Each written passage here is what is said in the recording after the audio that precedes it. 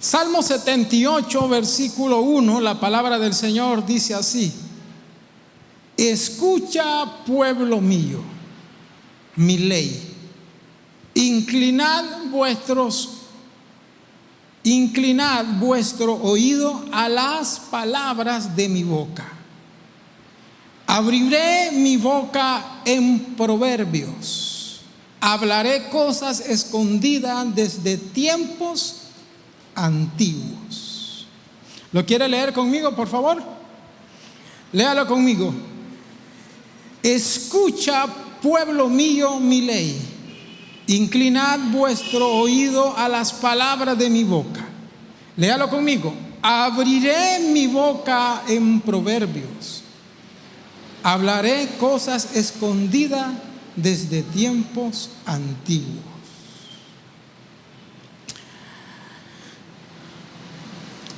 Este salmo fue escrito por Asaf. Asaf fue uno de los grandes cantores, cantantes, músico, profeta del Antiguo Testamento. En el tiempo de David, el rey David tuvo el rey David no tuvo una banda musical, tuvo tres bandas, tres grupos musicales. Y Asaf era uno de los directores de una de las bandas en tiempo de David.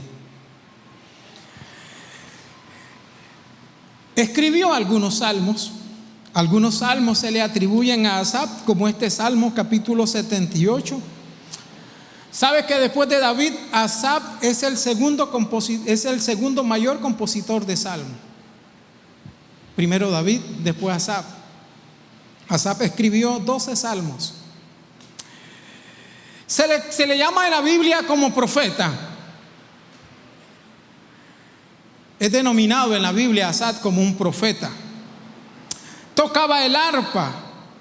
Se le conoce también como un hombre visionario. Y la Biblia dice que Asaf, cuando Asaf tocaba el arpa, a veces profetizaba. Qué tremendo debe ser eso, ¿verdad? Estar con el arpa. Luis necesita aprender a tocar arpa, el instrumento de Dios, ¿verdad? Amén. ¿Se imagina estar con el arpa y empezar a fluir en el Espíritu de Dios? O estar con el piano, o estar con el bajo y empezar a fluir en el Espíritu de Dios, que eso era lo que hacía Asaf, y profetizaba. Un gran músico, un gran compositor, un hombre de confianza, un visionario, un profeta. Y Asaf escribe este salmo que de entrada es una palabra profética. El versículo 1 es un llamado, es una invitación de Dios para que el pueblo escuche su palabra. Dios dice: escucha, pueblo mío, mi ley, y pon atención, presta tu oído a mis palabras. Dios haciéndonos una invitación a que nosotros atendamos su palabra. Y el versículo 2, que es el versículo siguiente, es una palabra profética. Es una palabra profética que nos dice dos cosas. Abriré mi boca en proverbios.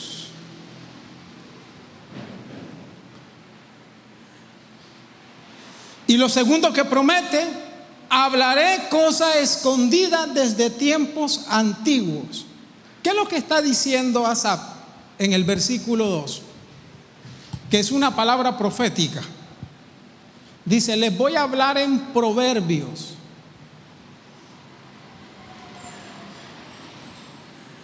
¿Saben qué es proverbio? El término que se utiliza ahí de proverbio es un hebreo que significa parábolas. Por eso cuando usted lee este versículo en otras versiones, se va a dar cuenta que dice: hablaré en parábola. ¿Qué es lo que promete Dios? Hablar en proverbios. Dios promete que su palabra va a ser dada. ¿Cómo va a ser dada su palabra? En proverbios o en parábola, ¿verdad? Y lo segundo que promete ese versículo es que Dios va a hablar cosas escondidas desde tiempos antiguos. Si Dios dice voy a hablar cosas escondidas desde tiempos antiguos, Dios está hablando que Él va a revelar. ¿Sabe cuál es el término que se utiliza para cosas en el hebreo? Enigma, rompecabezas. En otras palabras, Dios dice voy a revelar enigmas, rompecabezas, secretos que han estado escondidos desde tiempos antiguos. En síntesis, entonces, este versículo habla de que Dios iba a hablar en parábola y que Él revelaría cosas escondidas desde tiempos antiguos. Ahora, para que usted tenga una mejor idea de ese pasaje se cumplió en Jesús. Lo que dice este versículo no tenía tanto que ver con Asaf. Cuando Asaf lo declaró, probablemente tenía un significado inmediato para Asaf y para el pueblo. Pero este versículo 2 en realidad no tenía nada. El propósito final era que este versículo se cumpliera en la persona de Jesús. En Jesús se cumplió el versículo 2. Abriré mi boca en el desierto y hablaré cosas escondidas. Ahora les pregunto, si hay cosas escondidas desde tiempos antiguos, ¿quién las escondió?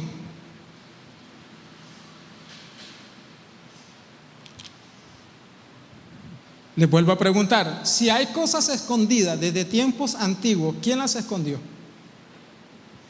Dios. Lo que está diciendo es que desde tiempos antiguos, Dios escondió algunas revelaciones, algunas palabras, y que en su momento serían reveladas. Ahora, veamos el cumplimiento entonces, veamos el cumplimiento de este pasaje en el libro de Mateo, por favor. Vaya conmigo al libro de Mateo. Mateo capítulo 13. Mateo capítulo 13, versículo 34. Cuando lo tenga me dice amén. Mateo 13, 34. ¿Lo tiene? Mateo 13, 34. Por favor, abra su Biblia, ¿sí? Y lo va a leer conmigo. Todo esto habló Jesús por parábolas. ¿Por qué dice todo esto? Porque anterior al versículo 34 usted va a encontrar una serie de parábolas. Vea los títulos, se va a dar cuenta. Anterior al versículo 34, Jesús le habló a los discípulos una serie de parábolas. Por eso el versículo 34 dice: todo esto habló Jesús por parábola a la gente. Y mire qué interesante. Y sin parábola, ¿lo quiere repetir conmigo? Y sin parábola no lees. Sin parábola. Pregunto, ¿cuál fue el lenguaje que Jesús usó para hablarle a la gente? Las parábolas. Dicho de otra manera, proverbios, que es lo mismo. Parábola y proverbios son lo mismo, ¿verdad? Ahora mire, estamos en el versículo 34. Para que se cumpliese lo dicho por el profeta cuando dijo, y aquí vienen las palabras exactas de Asaf: abriré en parábola mi boca, declararé cosa escondida desde la fundación desde la fundación. ¿En quién se está cumpliendo las palabras de Asaf? En Jesús. Jesús vino para hablar y que todo su mensaje fuera en parábolas. Y para revelar, dice Mateo, cosas escondidas ¿desde cuándo? A ver, ayúdeme, ¿desde cuándo están escondidas esas cosas? Desde la fundación del mundo. Ahora yo le pregunto, ¿cuál es el libro que habla de la fundación del mundo? No me diga Apocalipsis. ¿Cuál es el libro que habla de la fundación del mundo? Génesis. A esto quiero llegar. En Génesis hay mucho secreto escondido. Esa es la razón por la cual los doctos no logran descodificar Génesis. Y esa es la razón por la cual a veces Génesis nos parece un libro ilógico, porque no va con la lógica humana.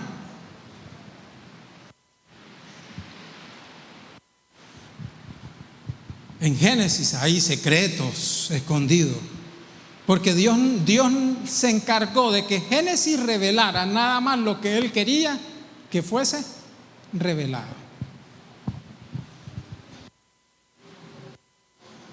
Entonces, las palabras de Asaf se cumplen en Jesús.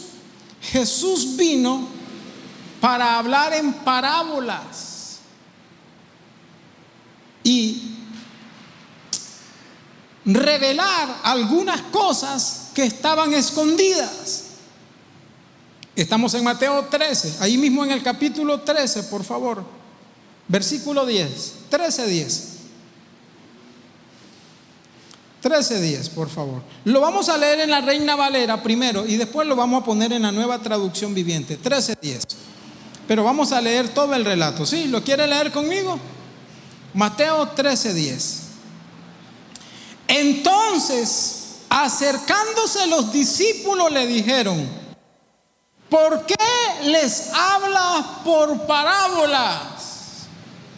Él respondiendo les dijo: porque a vosotros, ¿a quiénes? ¿A quiénes? A vosotros os es dado a saber los misterios del reino de los cielos. Propósito 1 de las parábolas. Las parábolas tenían el propósito de revelar, diga conmigo, revelar los misterios del reino de los cielos. ¿No se ha fijado usted que todas las parábolas, cuando Jesús las empieza a narrar, todas las parábolas empiezan: y el reino de los cielos es semejante a...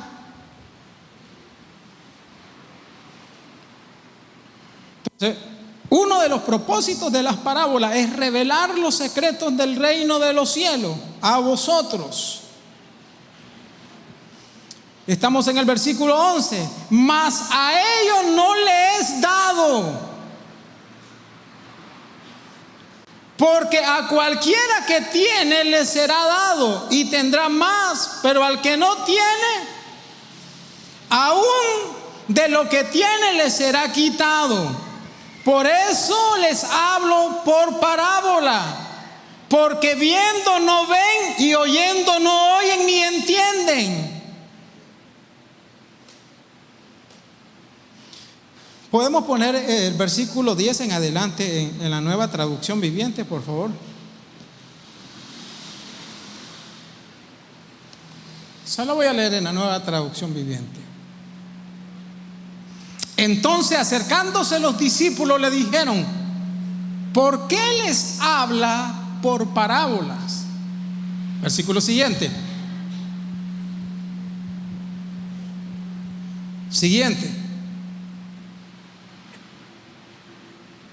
Él respondiendo le dijo: porque a vosotros os es dado a saber los misterios del reino de los cielos, mas a ellos no le es dado.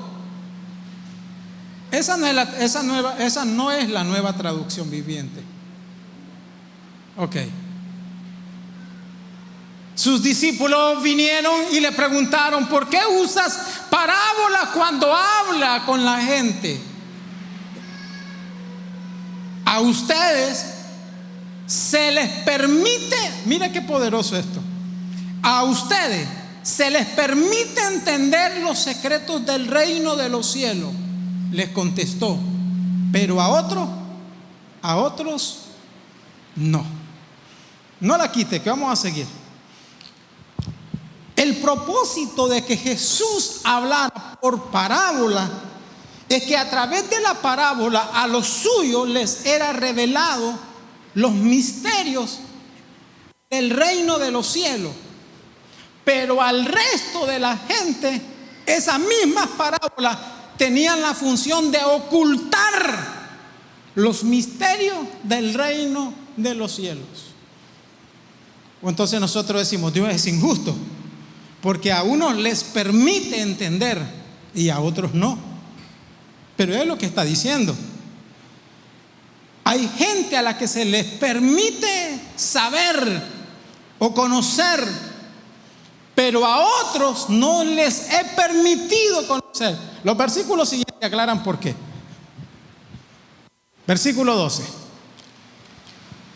A los que escuchan mis enseñanzas se les dará más comprensión y tendrán conocimiento en abundancia. Pero a los que no escuchan se les quitará aún lo poco que entienda. Dice: al que atiende mi palabra, todavía se le va a agregar mayor entendimiento. Pero al que no atiende mi palabra, lo poco que entiende le será.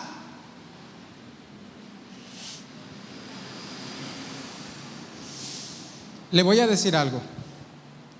Una de las evidencias de que somos hijos de Dios es que entendemos sus palabras. Se lo voy a repetir. Una de las evidencias de que somos hijos de Dios es que entendemos sus palabras.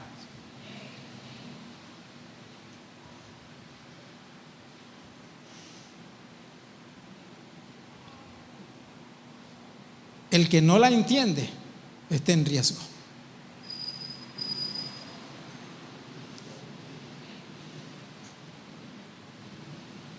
Por eso uso estas parábolas, pues ellos miran, pero en realidad no ven. Oyen, pero en realidad no escuchan ni entienden. De esa forma se cumple la profecía de Isaías. Aquí viene la aclaración, ¿por qué la gente no entiende? De esa forma se cumple la profecía de Isaías que dice: cuando ustedes oigan lo que digo, no comprenderán. Cuando vean lo que hago, no entenderán. Pues el corazón de este pueblo está ¿cómo? ¿Cómo está el corazón? Endurecido, y sus oídos no pueden oír, y han cerrado sus ojos, así que sus ojos no pueden ver, y sus oídos no pueden oír, y sus corazones no pueden entender, y no pueden volver a mí para que yo los sane. Ahí deje ese versículo. Lo que está diciendo es que la gente que ha endurecido su corazón a Dios van a escuchar, pero no van a entender. La gente que ha endurecido su corazón a Dios van a ver o van a leer, pero no van a poder entender. Lo que está diciendo es que la gente que ha endurecido su corazón a Dios no pueden, dice, volver a mí para que yo los sane.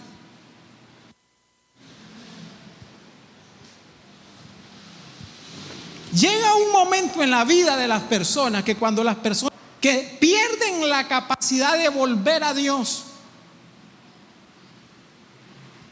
Por eso la clave de toda persona está en cuidar nuestro corazón, que nuestro corazón permanezca sano delante de Dios. Si su corazón permanece sano para Dios, usted será siempre un campo fértil para que Dios trabaje en usted. Si su corazón se cierra a Dios por las malas experiencias de la vida, por las traiciones de la vida, por los golpes de la vida, etcétera, etcétera. Si nuestro corazón se endurece a Dios, va a llegar el momento en que perderemos la capacidad de volvernos a Él para que Él nos sane. Y ahí no está hablando de sanidad física. Este pasaje está hablando de sanidad espiritual. Porque si hay algo que Dios hace para sanarnos, es a través de su palabra. La Biblia dice que su palabra es medicina. Dicho de otra manera, esto es lo que quiero llegar. El lenguaje que Dios ha usado para revelar sus secretos fueron las parábolas. Pero quienes tienen un buen corazón van a poderlas entender. Y aquellos que han endurecido su corazón no van a entenderlas. Eso es lo que se está diciendo. Mateo capítulo 13. Terminamos con el versículo 16, siempre en la Nueva Traducción Viviente. Versículo siguiente. Ahora Jesús le habla a sus discípulos. Pero benditos son los ojos de ustedes. A los discípulos les dice, bendito. En otra traducción se traduce como bienaventurado. Pero benditos son los ojos de ustedes porque ven, y sus oídos porque oyen. Les digo la verdad, muchos profetas y muchas personas justas anhelaron ver lo que ustedes ven, pero no lo vieron. Y anhelaron oír lo que ustedes oyen, pero no lo oyeron. El siguiente, por favor, el anterior. Les digo la verdad, muchos profetas. Jesús compara la vida del Antiguo Testamento, porque al hablar del profeta, Jesús se está trasladando al Antiguo Testamento. Y Jesús dice, les voy a decir una verdad. Muchos profetas anhelaron oír lo que ustedes escuchan y anhelaron ver lo que ustedes ven. Profetas y hombres justos. Pero ustedes son bienaventurados, les dice a los discípulos, porque ustedes están viendo y están escuchando. Cuando uno tiene la oportunidad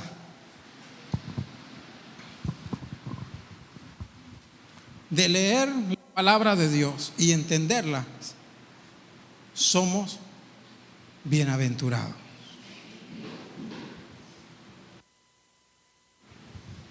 Hay países, hermanos, donde no es posible andar una Biblia, es penado.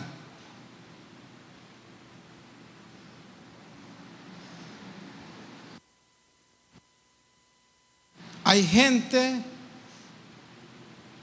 que va a la Biblia para buscar errores y va a encontrar aparentes errores.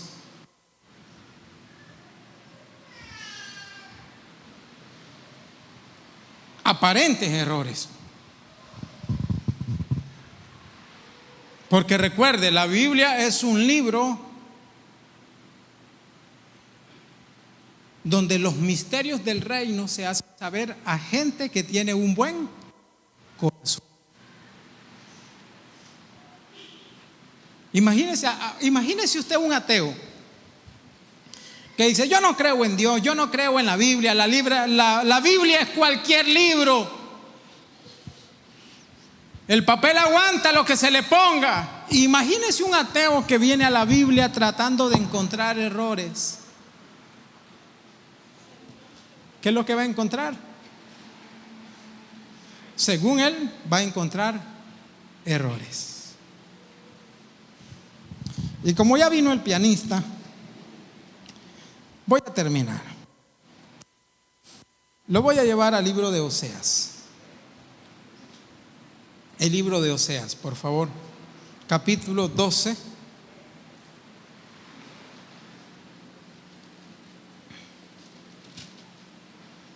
Versículo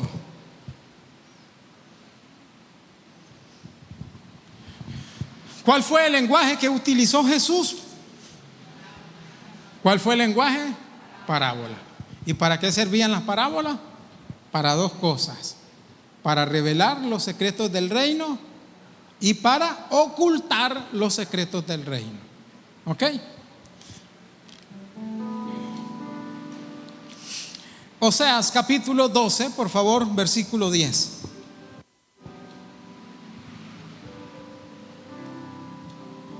Oseas 12:10.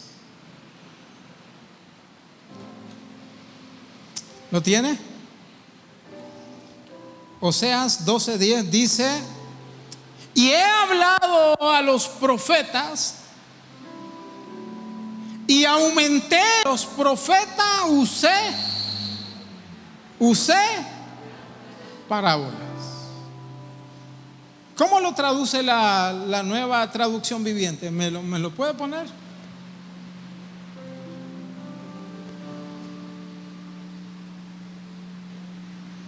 Yo envié a mis profetas para advertirte con numerosas visiones y parábolas. Las parábolas no solamente fueron el lenguaje de Jesús. Las parábolas fueron el lenguaje de los profetas. Los profetas del Antiguo Testamento hablaron en parábolas. Yo le iba a traer una lista de parábolas que hay en el Antiguo Testamento. Hay una lista enorme de parábolas usadas por los profetas. Dicho de otra manera, las parábolas no solamente fueron el lenguaje de Jesús, las parábolas también fueron el lenguaje de los profetas del Antiguo Testamento.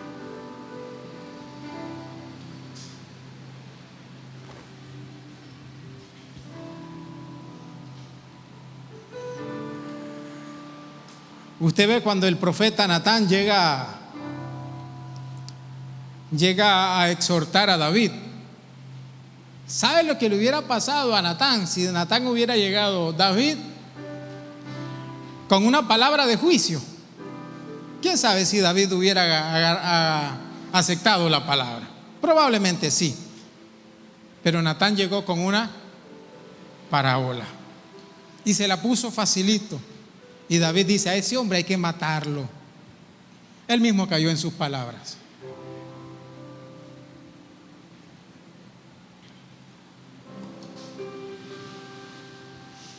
Él mismo cayó en sus propias palabras. Quiero concluir diciéndoles que una de las razones por la cual la Biblia es tan mal interpretada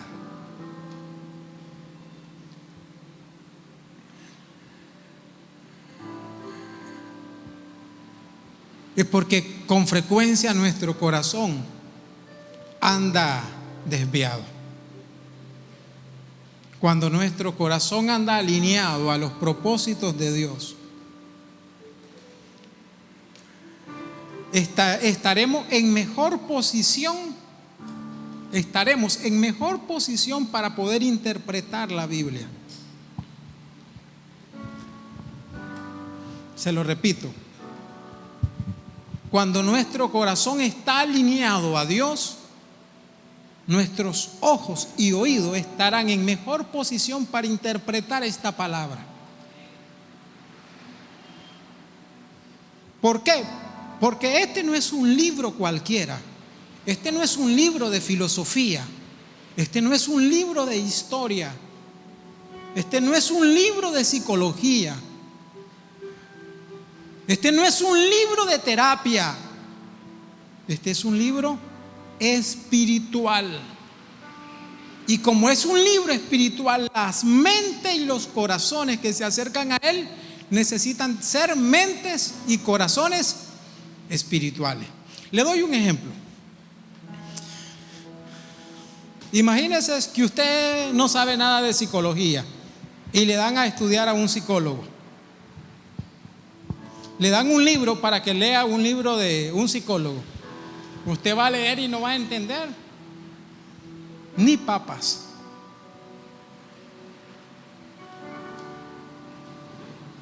Si usted es como yo,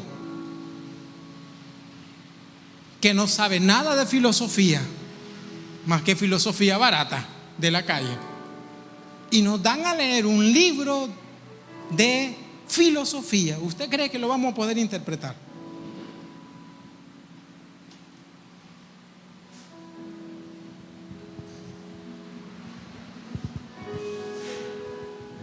Una vez, por asunto académico, me dieron a leer a César Coll. No sé si saben quién es César Coll. Un señor español. Es lo único que aprendí de él, que era español. Y me leí 3 libros de César Coll. Y lo único que se me quedó es que era español. Porque llevaba una materia de aprendizaje significativo, así se llamaba la materia, aprendizaje significativo. Y entonces, el término se escucha fácil de entender, pero lo que me querían decir es que para poder llegar a un aprendizaje significativo, se montaban en toda una explicación estructural de la mente. Cómo la mente está estructurada cognitivamente y todo ese asunto de neurona y de no sé qué. Y entonces yo leí a César Coll.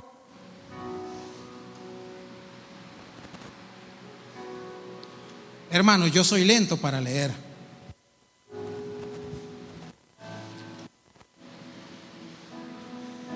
Pero cuando una página de César Coll, una página, me podía llevar hasta 15, 20 minutos. Porque iba mediado del párrafo y no lograba entender qué me había dicho, me regresaba. Terminaba de leer el párrafo y sentía que seguía perdido. Terminaba la página y volvía a empezar Así es la Biblia, hermano. La Biblia es un libro espiritual. Y hay secretos. Es más, le voy a decir acerca de las parábolas. Dije que las parábolas, uno de los propósitos es esconder los secretos del reino. En Isaías Dios dice, este pueblo lee, en Isaías, no vamos a ir al versículo, pero en Isaías Dios dice, este pueblo lee y no entiende, oye y no comprende, dice Dios, porque yo he sellado las palabras de ese libro para que no sean entendidas.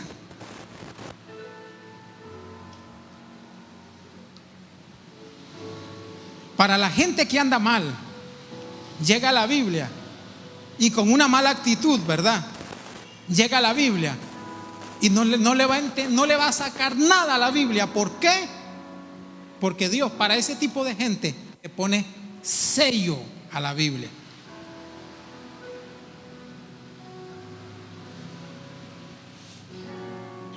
Y cuando algo está sellado, no se puede entender, no se puede ver. Esa es la razón por la que hasta el día de hoy nos matamos con Apocalipsis. Y usted ve que alguien dice una cosa. En estos días, a propósito de eso, un predicador célebre tuvo que pedir disculpas porque interpretando un evento, dijo que Jesús venía en tal año. Y después tuvo que pedir disculpas.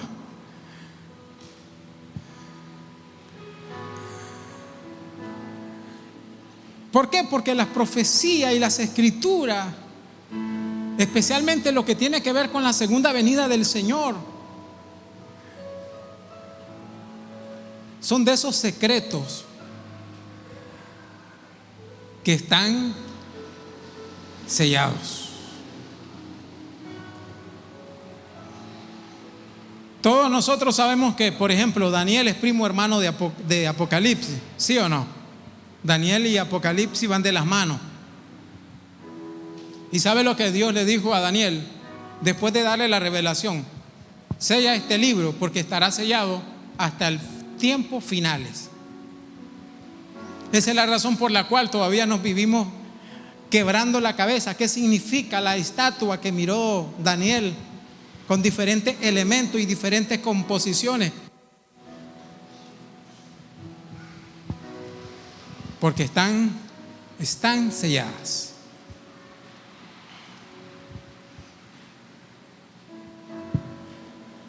Vamos a la parte práctica. Si usted quiere entender la Biblia, tiene que tener un buen corazón. Su mente y su corazón tienen que estar alineados al cielo.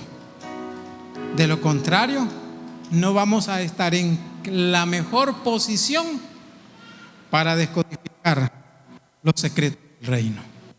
Póngase de pie, por favor.